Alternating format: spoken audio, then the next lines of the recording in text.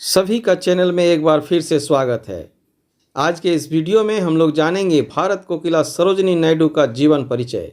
यदि आप मेरे चैनल में नए हैं तो चैनल को सब्सक्राइब कर लें और बेल आइकन को प्रेस कर दें ताकि इसी प्रकार के शैक्षणिक वीडियो आप आगे भी देख सकें। तो चलें शुरू करते हैं। सरोजिनी नायडू जन्म 13 फरवरी 1879, मृत्यु 2 मार्च 1949। उपलब्धियाँ: भारत कोकिला कहलाने वाली सरोजिनी नायडू भारतीय राष्ट्रीय कांग्रेस की पहली महिला अध्यक्ष थी। आज़ादी के बाद वो पहली महिला राज्यपाल भी घोषित हुई। ये उनका चित्र है। सरोजिनी नायडू एक मशहूर कवयित्री, स्वतंत्रता सेनानी और अपने दौर की महान वक्ता भी थी। उन्हें भारत कोकिला के नाम से भी जाना जाता था। प्रारंभिक जीवन: सरोजिनी नायडू का जन्म 13 फरवरी 1879 में हुआ था। उनके पिता अघोरनाथ चट्टोपाध्याय एक वैज्ञानिक और शिक्षा शास्त्री थे।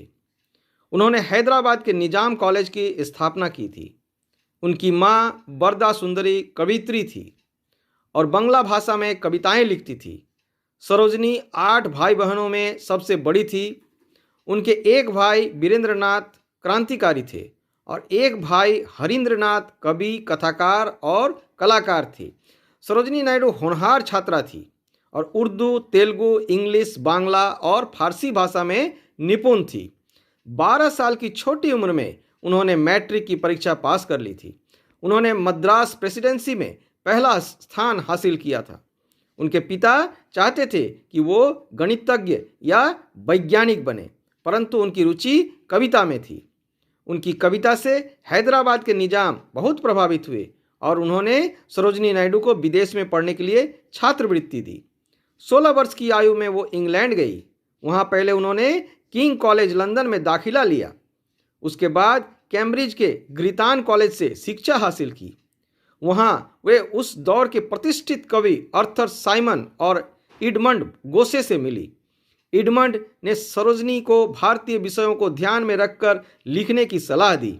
उन्होंने नायडू को भारत के पर्वतों, नदियों, मंदिरों और सामाजिक परिवेश को अपनी कविता में समाहित करने की प्रेरणा दी।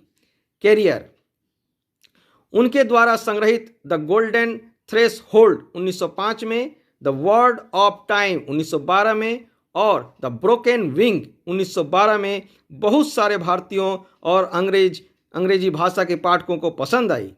15 साल की उम्र में वो डॉक्टर गोविंदराजुलु नायडू से मिली और उनसे प्रेम हो गया। डॉक्टर गोविंदराजुलु गैर ब्राह्मण थे और पेशे से एक डॉक्टर भी। अपनी पढ़ाई पूरी करने के बाद सरोजिनी ने 19 साल की उम्र में विवाह कर लिया। उन्होंने अंतरजातीय विवाह किया था, जो कि उस दौर में मान्य नहीं था। यह एक तरह से क्रांतिकारी कदम था, मगर उनके पिता ने उनका पूरा सहयोग किया था। उनका वैवाहिक जीवन सुखमय रहा और उनके 4 बच्चे भी हुए: जयसूर्या, पद्मज, रणधीर और लीलामणि।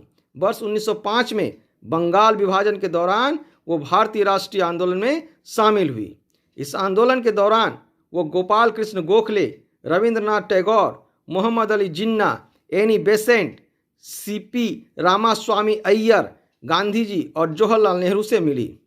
भारत में महिला सशक्तिकरण और महिला अधिकार के लिए भी उन्होंने आवाज़ उठाई। उन्होंने राज्य स्तर से लेकर छोटे शहरों तक हर जगह महिलाओं को जागरूक किया। वर्ष 1925 में वो भारतीय राष्ट्रीय कांग्रेस की अध्यक्ष चुनी गई। सविनय अवज्ञा आंदोलन में वो गांधी जी के साथ जेल भी गई। वर्ष 1942 में भारत छोड़ो आंदोलन में भी उन्हें 21 महीने के लिए जेल जाना पड़ा। उनका गांधी जी से मधुर संबंध था और वो उनको मिकी माउस कहकर पुकारती थी। स्वतंत्रता के बाद सरोजिनी भारत की पहली महिला राज्यपाल बनी। उत्तर प्रदेश का राज्यपाल घोषित होने के बाद वो लखनऊ में बस गई। उनकी मृत्यु 2 मार्च 1949 को दिल का दौरा पड़ने से लखनऊ में हुई। यदि वीडियो अच्छी लगी हो तो लाइक और कमेंट अवश्य करें। यदि आप मेरे चैनल पर नए हैं तो चैनल को सब्सक्राइब कर लें, साथ ही बेल आइकन को भी प्रेस कर दें ताकि आगे आने वाले वीडियो का नोटिफिकेशन आपको मिलता रहे। धन्यवाद।